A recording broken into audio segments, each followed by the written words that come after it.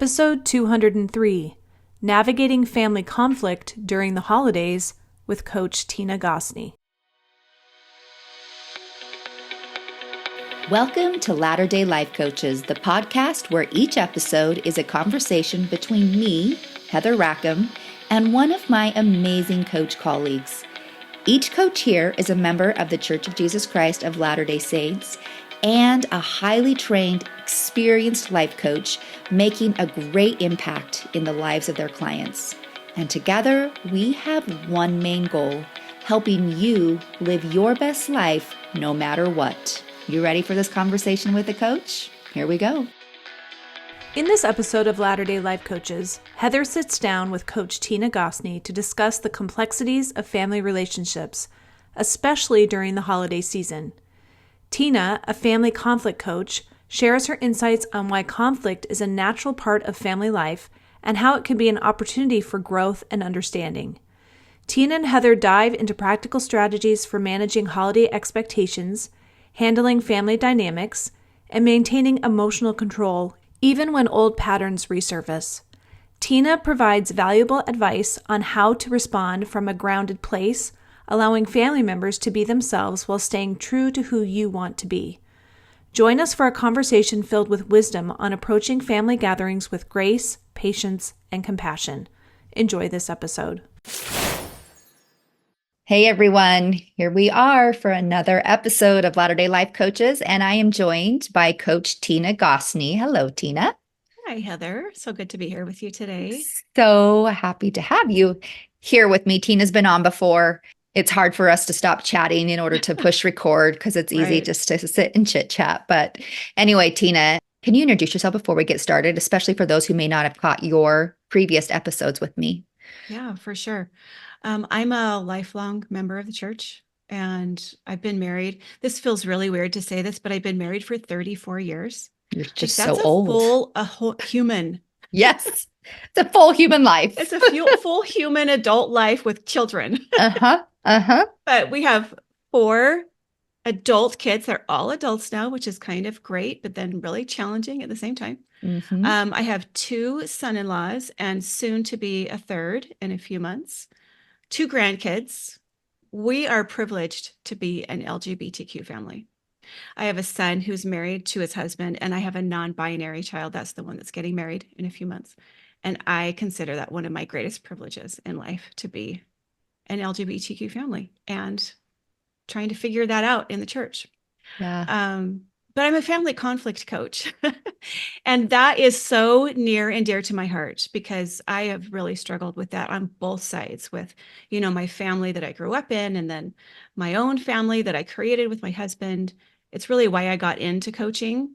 And then as I kind of got through my own struggles, I saw so many other parents and even many, many LDS families and parents who have kids that are taking different paths that they never expected them to. And, it's really hard when you see your family, you have this idea of what your family's going to look like, and then it turns out to be something else. And like changing that story is really hard. And you want to stick to that original story. And sometimes you just press for it. But it's really rare now to see a family that hasn't been touched by something they didn't think was going to happen. So, it's a really difficult place to be. And that's where I come in, is to help you salvage relationships, make peace with what's possible, strengthen relationships. But I just love everything with family relationships. I just think they're precious and special, and we need to try to preserve them as much as possible. And sometimes that means that we got to do some shifting and changing and learning and growing. Yeah. People are so afraid of conflict in relationships.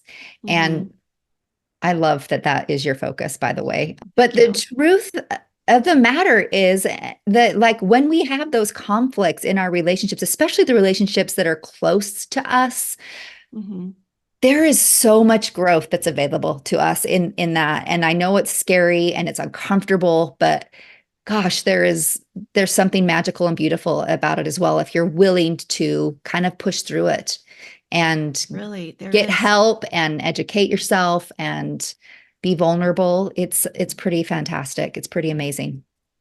Yeah, I think that first hurdle that you have to get over is that you're not supposed to have conflict. Yes. Yes.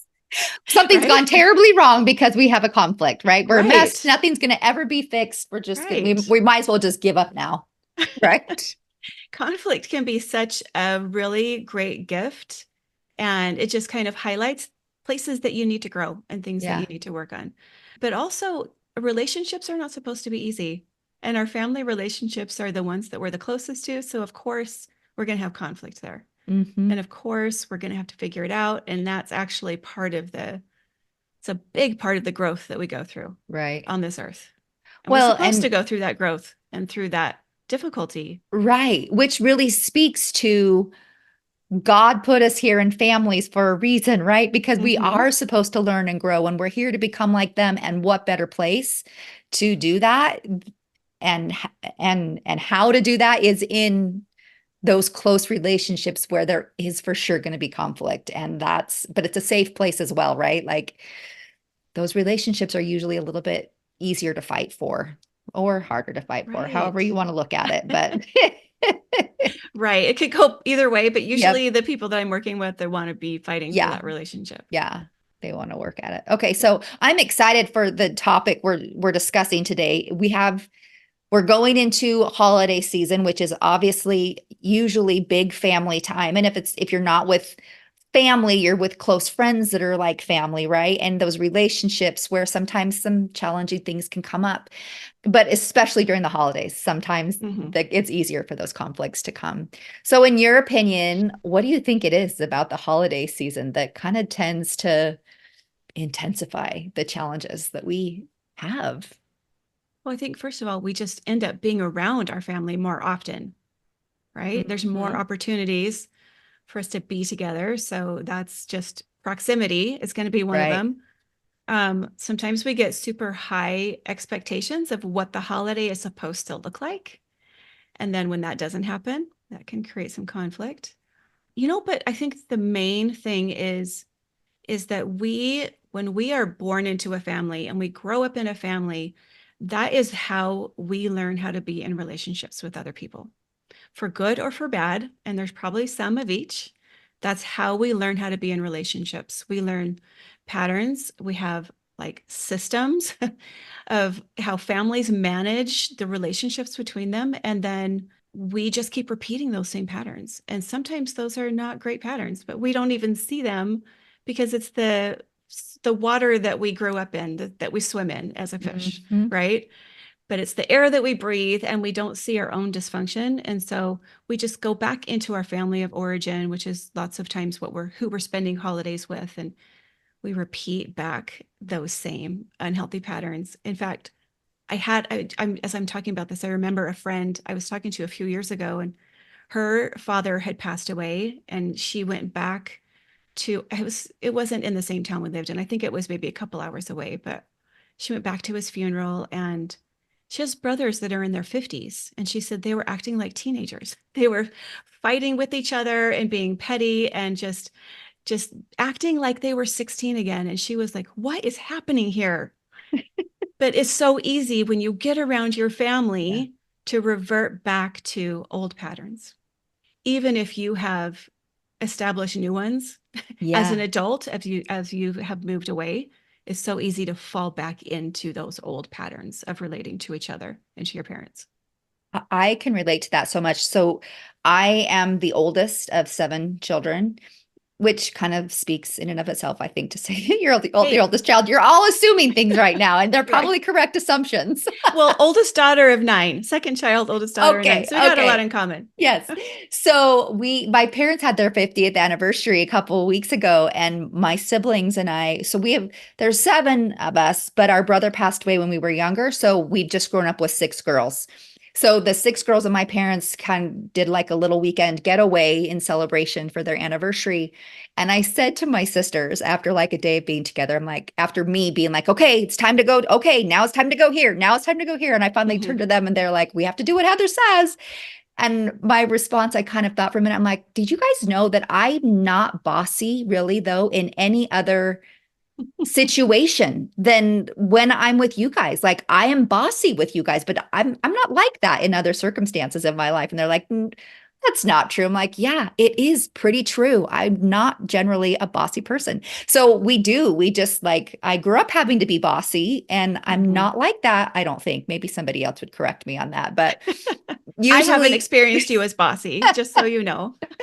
but we do revert to like the things that and I think that's in large part like my sisters expect me to like take charge too, right? Like we all kind of fall back into those things that how we need each other to behave in order for our family to function the way that it did at the time when we were younger. Right. It's very rare that we redo a pattern that we have established decades ago. Yeah. Yeah. So it's just deep. It's ingrained in us, right? It's just who we become. So when preparing for big events like the holidays, there's a lot of thoughtful planning that goes into that, right? That saves us time and energy. What are some and that's more physical, I think a lot of times that we think about, like what am I going to serve? Where are people going to sleep? What are those sorts of things? But what are some effective strategies that you see kind of on the emotional end of the spectrum, right? The things that we can think about ahead of time with how we want to engage and who we want to be as we move into the holidays. That's not something we usually think about. Like, how do I No. emotionally want to show up here? Yeah. Right. Except for maybe pinpointing a problem member and saying, well, if we can just control them, if we can just make them behave or get them to do what we want them to do, then I'm going to be fine. But like, we have no control over what somebody else does or doesn't do. So what if we stop? We, first of all, like become emotionally aware of what's going to happen. But then instead of looking outside of ourselves, we look inside.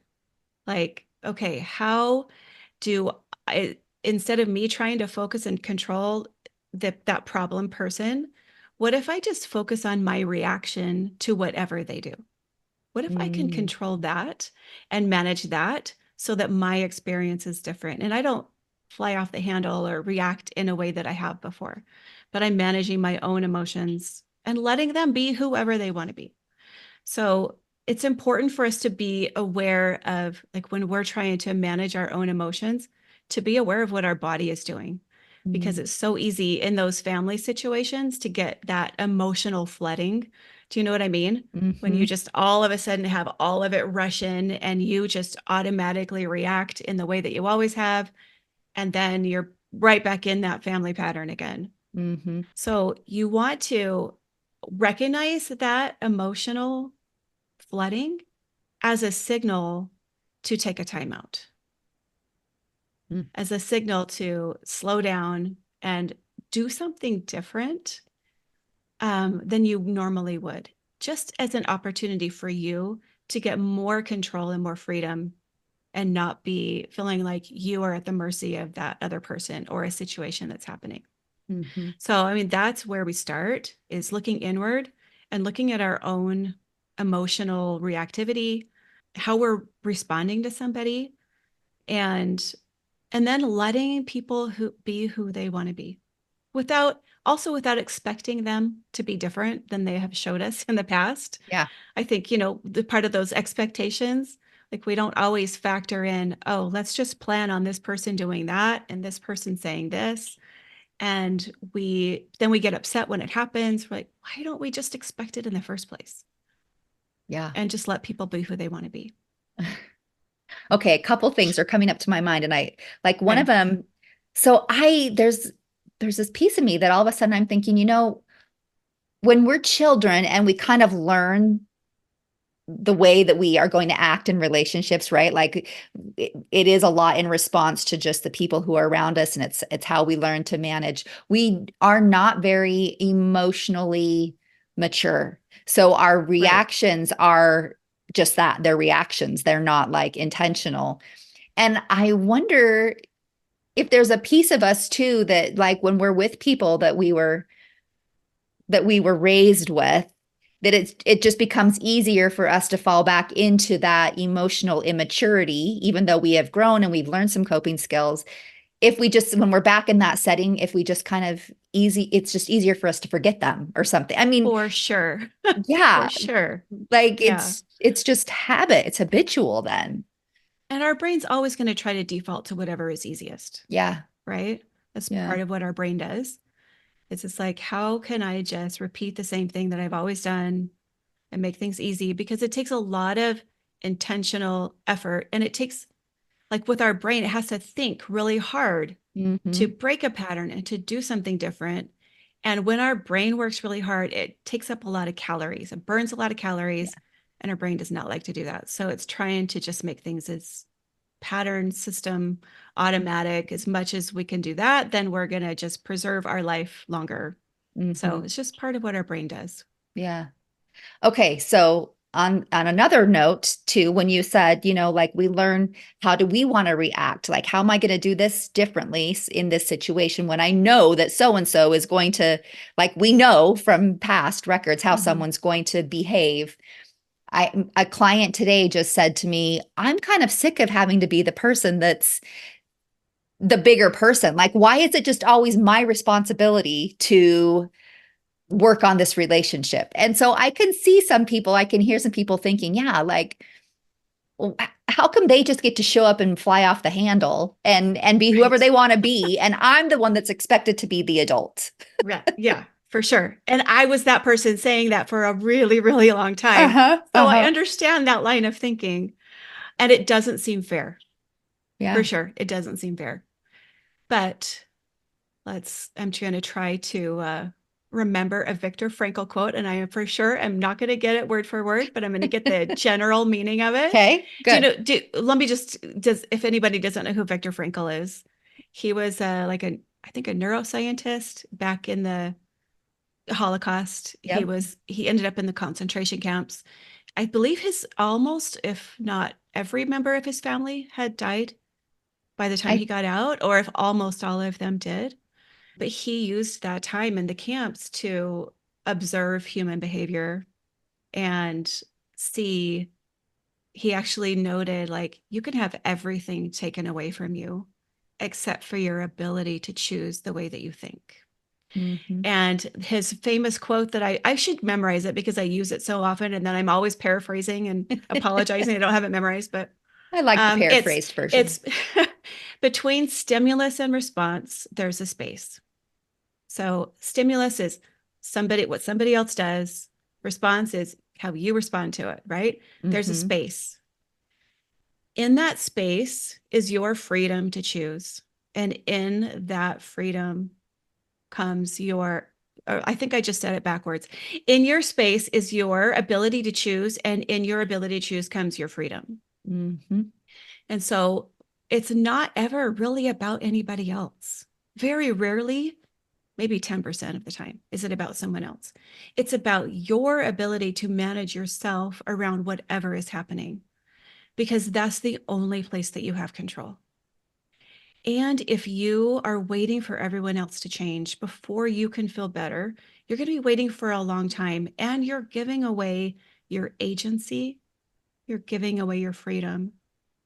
And I don't think that our Father in heaven wants us to just willingly give those away and not claim them in our ability to do that. But the problem is that we don't give ourselves a space between the stimulus and the response. We don't see that there's a space. Mm-hmm. And the goal is to see first that you have a choice, and then to start lengthening out that space between stimulus and response. So that's the answer that I've given myself, that I fully am 100% bought into now, that I give other people that start saying that same thing. Yeah. Very beautifully said. So I don't think there's any reason for you to memorize Viktor Frankl's response. It would be easier for me to remember, to memorize it than to just kind of paraphrase it. But I like Tina's response. And it's so true. Like, it is the basis of our doctrine, is agency, and we can either act or be acted upon. And this is like family situations like this, holiday situations are the perfect example, right? Like, we can either sit there and be acted upon and not have any choice, or think that we have any choice in how we behave, or we can act and we can be the person that we want to be. But it's all in that space is where our agency lies. Right. That space is where we break those patterns. Yeah. We can't break the patterns if we don't give ourselves a space. Yep. Love it. Okay. So share with us some examples of common situations that are going to come up for people during the holidays, and how can we like plan effectively for them? This year, I can think of two. Well, first of all, we have a very polarized election coming up, and it's right before the holidays. So hopefully we'll have a resolution to it, and we won't end up in was it Bush and Gore from like Yeah. But 20 even something years ago? regardless, there's still going to be debates over whatever Oh, the yeah. outcome is. So, So families are very polarized in politics, so that's a possibility. But something that I've noticed a lot in the last few years, especially in some Facebook groups that I belong to, is that adult children who, have taken a different path, maybe left the church or left their beliefs, they are putting restrictions on the way that their parents are able to celebrate holidays, specifically with maybe some religious traditions that you've had in your family. By saying something like, hey, if you're going to do that, then I won't be there. If you insist on doing that tradition, then we just won't come. And so then the parent is left with, do we give away it feels like being torn between your child and your spiritual yeah. connection to God. It isn't actually, but it can feel like that. Yeah. And so that's a really difficult situation that a lot of parents, even some that haven't found themselves in it before, they might find themselves in it for, the first time this year. Mm-hmm. Oh, I hate that for them. I hate that for everybody in the situation. And I don't use the word hate very often, but I guess I hadn't actually considered, or I haven't really thought. I mean, you hear that a lot in certain situations, like, if you're going to do that, then I'm not going to be there. But I've not heard it around holiday traditions really before. So yeah, it's becoming more and more prevalent, common. Yeah. What do you have a response? Like, what? well, tell me, like, what people that are listening are like, yes, tell me how I should handle this situation. There's probably no right way. Response. There's not a right way, but there is no right way. I think that's something that you explore in coaching or in therapy if you need to. Yeah. But you want to know why you're choosing what you're choosing. You want to have a good reason for it. And you don't want to just look at, it's not just this holiday. It's not just this year. Yeah. It's next year. It's 10 years from now. I believe that relationships are more important to our Heavenly Father than holding to traditions that might drive a wedge into a relationship. Yeah. And I believe that there's things that you can do that might keep the relationship intact and also allow you to maybe still spiritually connect with the holiday in the way that you want to. Yeah, I think a lot of brainstorming could happen there, but there's a lot of different ways around that, right? Like, you can continue some of those traditions, maybe amongst yourself, even rather than having it need to be like involving everybody. Or, I mean, there's just I think if we brainstormed, not that you and I need to, but as an individual or your own families, like, brainstorm those things, because I think people want those relationships, just like you said, like, that's what Heavenly Father wants. And I think because we're part of him, like, that's ultimately what we want too. We want to have those relationships be there. And even though it doesn't look like it sometimes, when our children say, I don't want, to participate in this, and it feels like they don't want to then participate in a relationship, that's not the reality. So, right. It's a really heartbreaking place for a lot of parents to find themselves. Yeah. But we're going to go through heartbreak, and it's not going to be in the way that we want to. Right. It's going to be in ways that we say, oh, this is completely wrong. My life was not supposed to go this way. But that's actually, I hesitate to say gift. I do think it's a gift, but it's taken me a really long time to be able to say that. And so if someone is not there, I feel for them. And there's a lot of difficult things to go through before you get there. But it's just a challenge. Like, life is it's solving one problem, facing one challenge after another, Yeah. right? And this is just another challenge. Yeah. I think it's important to note, like, anytime somebody says, and I'm with you, like, things do feel like a gift. It's taken a lot of work to get there.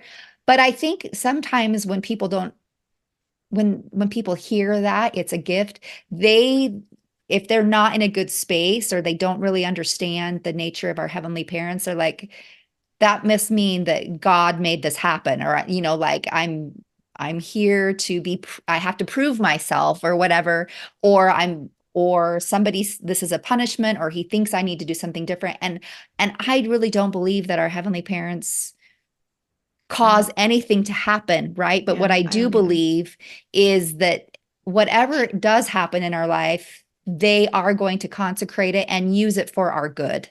Mm-hmm. And so I guess I just think that sometimes, unless people are really in good places, sometimes they misconstrue those two things, thinking, yep, well, it's a gift, but God, like, he did this on purpose so that I could learn this or whatever. And that's just not my belief. So it's not mine either. And I think that we need to give ourselves some real grace in getting to that point of seeing that it's a gift. And for sure, everything that I go through now in my life, I don't see as a gift. Like, I have a lot of growing to do. There's just some really difficult things that I've been through that now I see the gift of having gone through it. But I think it's very hard to see that until you're on the other side of it. Yeah. Well, I don't know anybody. I mean, maybe there's a monk someplace who just, I don't know, but I don't know anybody who is just, bring it on. I would love all of these. I would love it because it's just going to be a gift. We don't know anybody that's like that. I don't know anybody like that. Yeah. Oh, that's good, because then I would feel really terrible about myself. But, and you alluded to this a little bit earlier, but it is the water that we swim in, right? That recognizing our own role in family dynamics can be challenging. Like I said, I told my sisters, I know I'm bossy. And I recognize that one, but there's probably plenty of other things that I don't recognize my role in those relationships, right? So how can someone become more aware of how they contribute to a family relationship that would help them in these conflictual, that's not a word, is conflictual a word? I don't know, but we can go with it. Okay, let's go with, in a conflictual relationship. I don't think it's a word, but we're going to go with it. Like, how can we become more self-aware?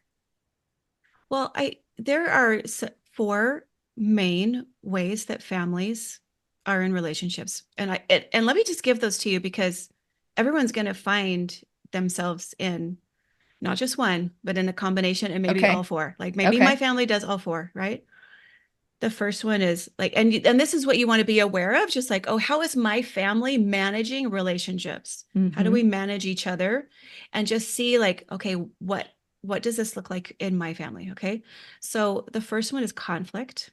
And conflict isn't always, fighting and screaming and yelling at each other. Sometimes it's being really passive aggressive. Mm-hmm. Sometimes it's shutting a door or a drawer really with a lot of force. Mm-hmm. It might look something like that. Conflict can look many different ways, but that's one of the ways. I do know some families who are actually like really like very vocal in fighting with each other, but I don't think that's the majority of the families that I know. Yeah. But still, there's a lot of conflict in families. Triangles. So a triangle is something like, this has been a big one in my life. It's when you are bringing in a third person into the relationship to manage it, or maybe even a third something to manage the relationship. And a triangle might look like you're frustrated with someone, and so you go vent to another person. Mm-hmm. Not the person that you're frustrated with, but a different person. Right. It might look like asking someone else to tell somebody else something. Asking them to relay a message, taking sides in an argument. Let's just say somebody gets into a disagreement about politics at the Thanksgiving dinner table, and you agree with one side or the other. That's forming triangles. Bringing a buffer, a person, to a get together so that you don't have to be as in contact with others. Those are just some of the ways. Parents get in triangles often with, instead of dealing with their relationship with each other, they're going to focus on a kid instead. Mm-hmm. Because it's a lot easier if we just focus on getting this kid to do what they're supposed to do than if we deal with each other and the disagreements that we're having with each other, Right. the way that we're not agreeing. Yeah. Another one is, and this is what you're talking about with being bossy with your sisters, is Okay. over-functioning. Uh-huh. Uh-huh. But your over-functioning allows them to under-function. Do you see that? Uh-huh. Yeah. So one person taking more of a role of being in charge, not even not asking for help. Sometimes some people love to just be in charge and then be the martyr that they've done everything, but they never asked for help when there would have been people that would have been willing to help. Or under functioning, not stepping in and volunteering or saying, hey, I'll host that family that's coming in from out of town, or hey, I'll bring the turkey this year. Or it's, just allowing everybody else to take over. But there's over-functioning. If there's over-functioning, there has to be under-functioning at another point. Yeah. And then the fourth way is we distance ourselves from each other. And so this might not just look like physical distance. It might look like sticking to really superficial conversations. It might look like having the TV on all the time, or emailing and texting instead of having an in-person conversation or a conversation on the phone, or even having a super packed schedule and keeping everybody super busy so that nobody has time to get into a fight. We don't have time to fight with each other or really talk about anything because we're so busy doing the stuff. So those are some ways that we can distance. So I think the first step is like, what kind of patterns do I see? And I've just given a few examples. There are so many more examples, right? Right. I just wanted to give an example of what each one might look like beyond what you think it might look like. Mm-hmm. But our first step is to notice, what does my family do? And all families run on systems, and you're part of the system. And so you do have a part to play in that system, what your family is doing. So your first step is to notice, and then to ask yourself and do some before you get to whatever it is, just kind of be really self-aware. Like, how am I contributing to that? And how can I I'm not going to try to do something completely the opposite, because that's going to feel really weird and awkward and impossible. But what if I just took a little step to the side? Like, what if when someone, my mother texts me to say, hey, will you do this and this and this? What if I just say, hey, can I hop on the phone with you for a minute and we can talk about it? Or what if we just don't have the TV on? What if I had, and this is something that I've had at Thanksgiving in my family for the last few years, is we've had conversation cards that are way beyond superficial, but they're really helping us to get to know each other. We're sitting there having Thanksgiving dinner, and everybody gets to pick a card, and we get to talk about it. And so maybe we don't just stick to superficial conversations. Maybe I've seen a lot of ads for them, like cards and games that you can get as a family that you can bring those types of things into. But just doing some small little thing that kind of sidesteps it so that you can change your participation, your part in the system. Because a system relies on everybody doing things the same way that's always been done. And when you change your input, the whole system is forced to undergo some change. Which can feel very uncomfortable at first. Because all of a sudden it's like chaos rather than the order, how dysfunctional that order was, but having that dysfunctional order gone can like creates a lot of chaos. There's actually a word for that. Ooh, what is it? I'm trying to remember what it is. Post-extinction burst. Oh, that's right. Do you remember that one? Yes, I do remember that one. Yes. Yeah. It's when you change the way you've been doing things, the other party might escalate in getting you to go back to the way that you used to do things, because it feels very uncomfortable to them. Yep. and our brains don't like to be uncomfortable. So that might happen. And if it does, that's part of the process. Right. It's like everything's going right if that's happening, even though you're going to think everything's going wrong. Yes, Yeah. exactly. Yeah. So be aware that it could go one way or the other. You don't know. Yeah. But you're changing your part. You're letting everybody else be who they want to be. You got to be prepared for what happens. Yeah. But if you're just doing a little bit and not just trying to do a whole overhaul on showing up in your family, hopefully it doesn't go too bad. Yeah. Hopefully it's just a little bit throwing people off and they can get their balance and equilibrium again. Those are I love them. And I've heard all of those before, but just to be reminded of them and have them recalled in this particular scenario, right? In thinking about where do I fit in is really helpful. And it all starts with awareness, right? Like just seeing what our part is without judgment. Like we're going to have a tendency to be like, oh, well, how could I let myself do that? And that's not going to be helpful either, but just a matter of just being aware. Oh yeah, like this is what I do. And this is what I like to do in those situations. I create triangles. Whatever it is that you do, just acknowledging it. I think it's hard for us to show up differently. We all have some childhood wounding, right? Like we don't go to family events and it's just about what's happening there that day. There's so much water under that bridge. Years of what's happened. There's a flood going on underneath that bridge, right? Yes. So we all have some childhood wounding and we need to give ourselves some grace, some mercy, some compassion. Like, yeah, when my brother-in-law says that thing that triggers me, like, wow, that hurts. And that's the way he is. This is my hurt. It's not his to control and to manage. It's mine to manage. And how do I give myself some grace and just pay attention to that hurt and, kind of put my arm around it and take care of it and work my way through it, but not try to blame or dump it on somebody else.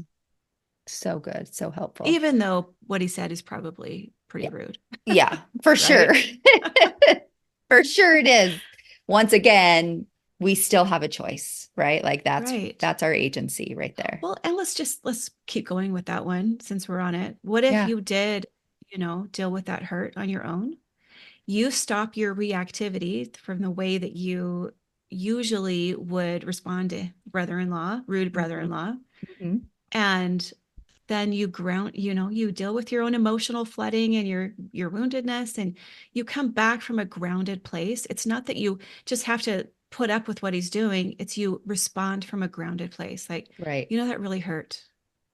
I don't think you meant to hurt me. It really hurt. So, can we maybe think about that again in the future? Or, maybe if you're going to talk like that, I'm going to go in the other room for a little while because I don't really want to hear it. But that's a grounded place. It's not a reactive place, which makes a ton of difference in relationships when you're not being reactive. Yeah, for sure. And, we're relational people. We want to, like we said, we want to be in relationships. The answer to all of this could just be, well, none of us get together, right? Like we just all become a recluse and we don't participate in relationship, but that's not why we're here and how lonely that would be. So anyway, those are our options. We can either be uncomfortable, push forward, make some kind of difficult decisions and be aware and observe, or we just withdraw completely and have kind of a unfulfilling life. Right. We have those two relationship needs, right? We have the need to be strong as an individual and have self-confidence and be able to, go out and explore the world and be our authentic selves. And then we have the need also to be in connection with other people. Often it feels like those two things are in conflict with each other. But we're really here to integrate the two and to figure out how to be a grounded, authentic, confident self and still be in relationships with other people. Yeah. And that is the work of a lifetime. Yeah. It is a full lifetime. And we want it to be quick and we want it to be fast, but that's not what it is. It's little things. It's Thanksgiving dinner. It's, the family Christmas party. It's stuff like that. It's the things. one step at a time. How am I practicing holding on to who I want to be, grounding myself, being a more mature version of myself, and being around my family at the same time. Yeah. It's really difficult. Yep, it is.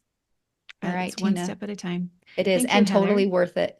Thank you so much. Before we go, I know you have something that you want to share with our readers, something that they can get from you so they can help with this process as we go through the holidays and planning. But also, so if you could share that with us, and also if you could just share with people where they can connect with you in general, that would be great. Sure. Yeah. I put together a free guide, the 3-step solution to keeping your cool around family holiday drama. So, oh boy, 3 we're all going to steps. need it. So you just everybody might as well just like click on our show notes right now and go download it. Yeah. So it's a free download, and you're going to get the link to it, and you can connect with me. I don't drop into social media a whole lot. I'm trying to do better, and actually am. So I do have Tina Gosney Coaching on Facebook and at Tina Gosney Coaching on Instagram. But most of where I spend my time is my own podcast, is the Coaching Your Family Relationships podcast. We talk about all this stuff about how to get along with your family, how to navigate difficult family issues and still love your family at the same time. That's the important piece right there, right? And still love your family at the same time. I love it. Thank you so much. Thank you for being here. And I'm excited for everybody to enter the holiday season with some new tools in their pockets to take with them. Oh, well, thanks for having me. I always love recording with you. It's always a good time. Well, I like recording with you. It's always a fantastic time as well. So, thanks. All right. Have a good one, everyone. Thanks for joining us today. We'll see you. Hey, we just wanted to thank you for spending part of your day here with us at Latter-day Life Coaches and being part of this conversation. Share this with your friends so that you can have a conversation with them on this topic as well. And as always, subscribe so you don't miss a single episode. Have a good one, my friends.